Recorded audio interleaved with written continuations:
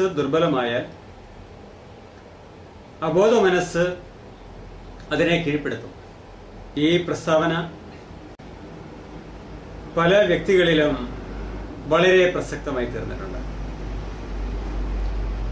Split പേഴ്സണാലിറ്റിയുടെ ഒരു പ്രധാനപ്പെട്ട അടിസ്ഥാന തത്വം ഇതാണ്. ബോധമനസ്സിനെ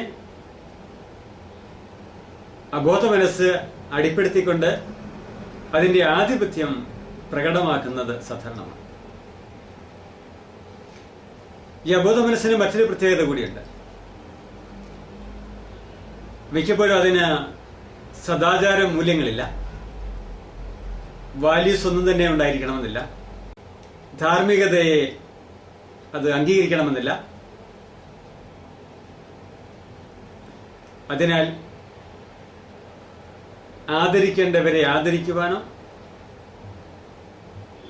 ബഹുമാനിക്കേണ്ടവരെ ബഹുമാനിക്കുവാനോ ഒന്നും ചിലപ്പോൾ കൂട്ടാക്കുന്നവരില്ല.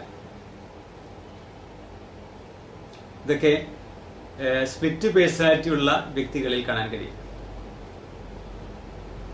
പലപ്പോഴും ശക്തമായ ഡിപ്രഷൻ അനുഭവിക്കുന്ന ആളുകൾ ഡിഫൻസ് മെക്കാനിസത്തിലൂടെ ഇത്തരം സ്പ്ലിറ്റ് പേഴ്സണാലിറ്റികൾ അവതരിപ്പിക്കാറുണ്ട്. ഉദാഹരണമായി, ഭർത്താവും മക്കളും ഒറ്റക്കെട്ടായി നിൽക്കുന്നു എന്ന് വിചാരിക്കുക. ഇവിടെ ഭാര്യ അവൾ ഒറ്റയ്ക്കായിത്തീരുന്നു. അവൾക്ക് കൂട്ടിനാരുമില്ല. ഭർത്താവും മക്കളും അടങ്ങുന്ന എതിർചേരിയെ നേരിടുവാൻ ഇവൾ കഴിയാതെ വരുമ്പോൾ ഇവൾ പുറത്തു നിന്നുള്ള മറ്റൊരാളുടെ സഹായം തേടുന്നു. ഇങ്ങനെ പുറത്തുനിന്ന് കൊണ്ടുവരുന്ന വ്യക്തിത്വം അത് അബോധ മനസ്സിൽ കിടക്കുന്നതാണ്. അബോധ മനസ്സിൽ കിടക്കുന്ന ഈ വ്യക്തിത്വം ഉണർന്നു വരികയും ബോധ മനസ്സിനെ അത് ഭരിക്കുകയും നിയന്ത്രിക്കുകയും കീഴ്പ്പെടുത്തുകയും ചെയ്യും. തുടർന്ന് ഈ കടന്നു വരുന്ന വ്യക്തിത്വം കൂടുതൽ കരുത്ത് ആർജിച്ച് കരുത്തോടെ ഭർത്താവിനും മക്കൾക്കുമെതിരെ ശക്തമായി പോരാടുന്നതായി കാണുവാൻ കഴിയും. അവിടെ ഭർത്താവെന്നോ മക്കളെന്നോ ഉള്ള മൂല്യങ്ങളൊന്നുമില്ല. എന്തും ഏതും കാട്ടിക്കൂട്ടിയെന്നവര്. ചിലപ്പോൾ അബോധ മനസ്സ് ഇതുപോലെ ശക്തമായി കഴിഞ്ഞാൽ ആത്മഹത്യയിലേക്ക് നീങ്ങുന്നത് കാണാൻ കഴിയും. ഇത്തരം സ്പ്ലിറ്റ് പേഴ്സണാലിറ്റി ഉണ്ടായിരുന്ന ഒരു സ്ത്രീ ആത്മഹത്യാക്കുറിപ്പ് എഴുതി വെച്ചതിനു ശേഷം എന്റെ അടുക്കൽ എത്തിച്ചേർന്നു. അവരെ ആത്മഹത്യയിൽ നിന്ന് പുറത്തു കൊണ്ടുവരുന്നതിനായി, ആത്മഹത്യ ടെൻഡൻസി അവരുടെ മനസ്സിൽ നിന്ന് മാറ്റിക്കളയുന്നതിന് വേണ്ടി അവരിൽ കുടികൊണ്ടിരുന്ന മറ്റ് അനേക വ്യക്തിത്വങ്ങളെ വെളിയിൽ കളയേണ്ടി വന്നു. അനേക പേഴ്സണാലിറ്റികളെ പുറത്താക്കേണ്ടി വന്നു. ഇത് അബോധ മനസ്സിന്റെ ഒരു കളിയാണ്. അബോധ മനസ്സിന്റെ ഈ കളി ഡോക്ടർ മനസ്സിലാക്കി എന്ന് അറിഞ്ഞു കഴിയുമ്പോൾ ഇത്തരം പേഴ്സണാലിറ്റികൾ മിക്കപ്പോഴും വിധേയപ്പെടുന്നത് കാണുവാൻ കഴിയും. മറ്റൊന്നുകൂടി, വിധേയപ്പെടാതെ എതിർക്കുന്നതും കാണാം. ഇങ്ങനെ എതിരിടുന്ന പേഴ്സണാലിറ്റിയെ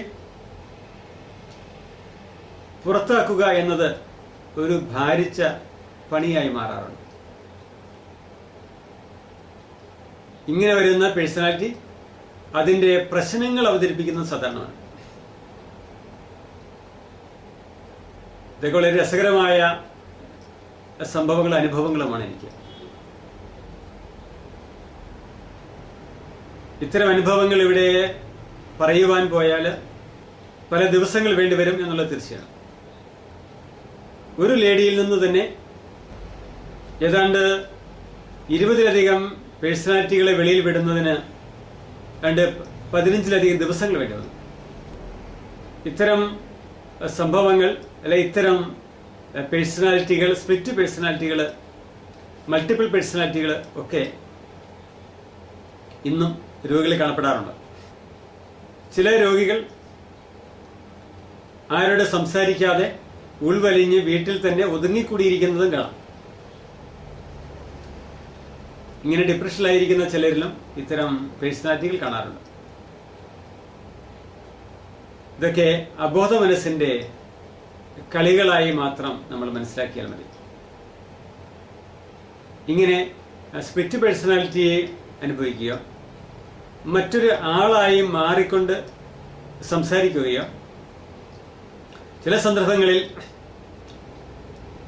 മറ്റൊരു വ്യക്തിയായി മാറുകയോ ഒക്കെ ചെയ്യുമ്പോൾ അവർക്ക് സൈക്കോതെറാപ്പിയിലൂടെ അവരുടെ ആ പേഴ്സണാലിറ്റിയെ മാറ്റിയെടുക്കേണ്ടതാണ്.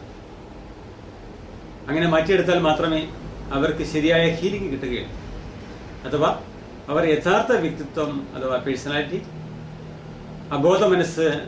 അബോധ മനസ്സിലേക്ക് കടന്നു വരികയുള്ളൂ. അവിടെ ശ്രദ്ധിക്കേണ്ടത്, ബോധമനസ്സ് ശക്തമാകുമ്പോൾ അബോധ മനസ്സ് ദുർബലമായി തീരും. സ്പ്ലിറ്റ് പേഴ്സണാലിറ്റി ഉള്ളപ്പോൾ അബോധ മനസ്സിനെ ദുർബലമാക്കിക്കൊണ്ട് ബോധ മനസ്സിനെ ബലവത്താക്കി തീർക്കുക. അപ്പോൾ സ്പ്ലിറ്റ് പേഴ്സണാലിറ്റി എന്ന പ്രശ്നം മാറിക്കിട്ടുന്നതാണ്. ജീവിതത്തിൽ ഒരു പ്രശ്നമോ അല്ല ജീവിതം തന്നെ ഒരു പ്രശ്നമോ എല്ലാം ഒന്ന് പെയ്തൊഴിഞ്ഞിരുന്നെങ്കിൽ എന്ന് നിങ്ങൾ ആഗ്രഹിച്ചിട്ടില്ലേ? അതെ, എല്ലാം പെയ്തൊഴിയുവാൻ മനസ്സ് തുറക്കൂ. നിങ്ങളുടെ സഹായത്തിന് help line numbers 9496379230, 9847304999, email @gkalapura@gmail.com, counsellorsforum@gmail.com.